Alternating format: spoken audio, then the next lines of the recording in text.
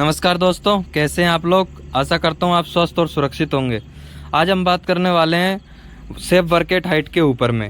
चलिए देखते हैं नेक्स्ट वीडियो। हमारी ऊंचाई कहां से स्टार्ट होती है? 1.8 मीटर से। अगर ऊंचाई 1.8 मीटर से ऊपर हम लोग अगर कार्य करने के लिए जाएंगे तो हमारे को सबसे पहले हमारा सेफ्टी हार्नेस याद आना चाहिए, फुल बॉडी हार्नेस या सेफ्टी बेल्ट याद आना चाहिए।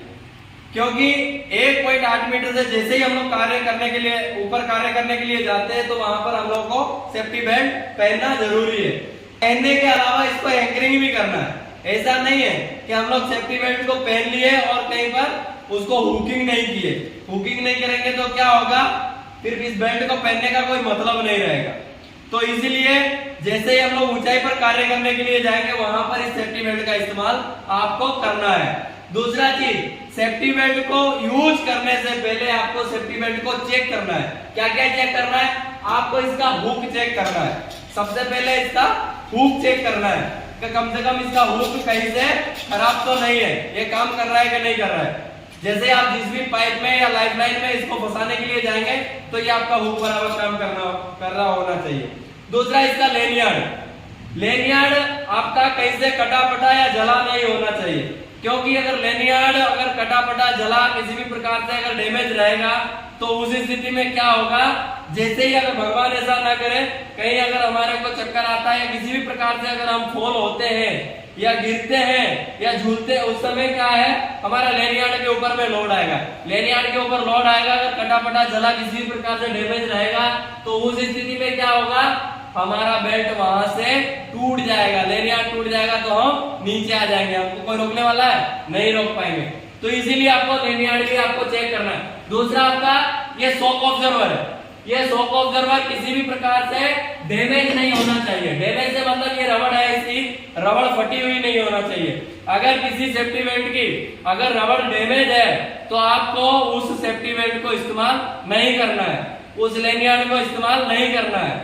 क्योंकि बहुत सारे लोग क्या करते हैं, ये रबड़ लेनियार्ड की शॉक ऑब्जर्वर की फटी हुई रहती है, कटी रहती है, तो वहां पर रस्सी से बांध लेते हैं या फिर किसी वायर से बांध लेते हैं और वायर से बांधने के बाद में पहन के इस्तेमाल काम करते हैं।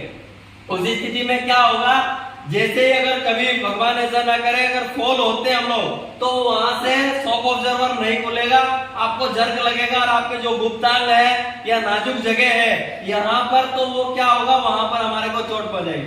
और ये अगर ये रबड़ रहेगी, ये जैसे ही झटका लगेगा, जर्क लगेगा, इसके ऊपर लोड आएगा, उस स्थिति में ये धीरे धीरे स्लोली खुलता है तो हमारे बॉडी को उतना झटका नहीं लगेगा और किसी भी प्रकार से हमारे शरीर को डैमेज नहीं होगा। तो इस चीज का ध्यान रखना, ये शॉक ऑब्जर्वर आपका सही होना चाहिए। इसके बाद में अगला आते हैं हम लोग फॉल अरेस्टर। ये रिट्रैक्टेबल ब्लॉक फॉल अरेस्टर है। अधिकतर सेकेंडरी फॉल प्रोटेक्शन के लिए हम एक तो सेफ्टी नेट का इस्तेमाल करते हैं और दूसरा रिट्रैक्टेबल ब्लॉक फॉल अरेस्टर का इस्तेमाल करते हैं।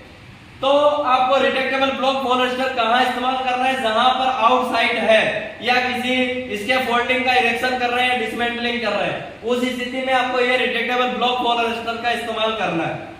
क्योंकि रिट्रैक्टेबल ब्लॉक फॉल अरेस्टर रहेगा तो जैसे मैंने बताया, अगर इन द केस आप जिस लाइफ लाइन में बेल्ट फंसाए हैं और आप झूलते हैं और वो लाइफ लाइन किसी भी प्रकार से डैमेज है या पोस्ट उखड़ गया या फिर आपका सेफ्टी बेल्ट ने काम नहीं किया या फिर और दूसरी तरीके से जहां पर आपने एंकरिंग किया वहां से बेल्ट निकल गया, तो उस स्थिति में हमारे को ये रिट्रैक्टेबल ब्लॉक फॉल अरेस्टर आपको रोक के रखेगा।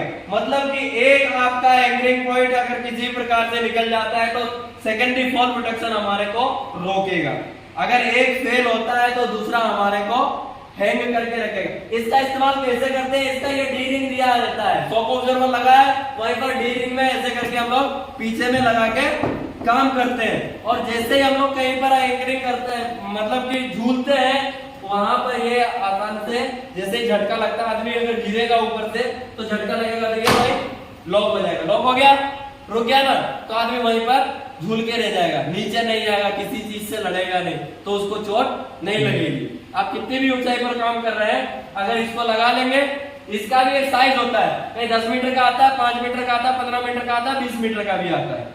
तो ठीक है, इस चीज का आपको सेकेंडरी फॉल प्रोटेक्शन के लिए आउटसाइड में या किसी भी चीज का जहां पर ओपनिंग है वहां पर इसका इस्तेमाल करना है काम करने के लिए।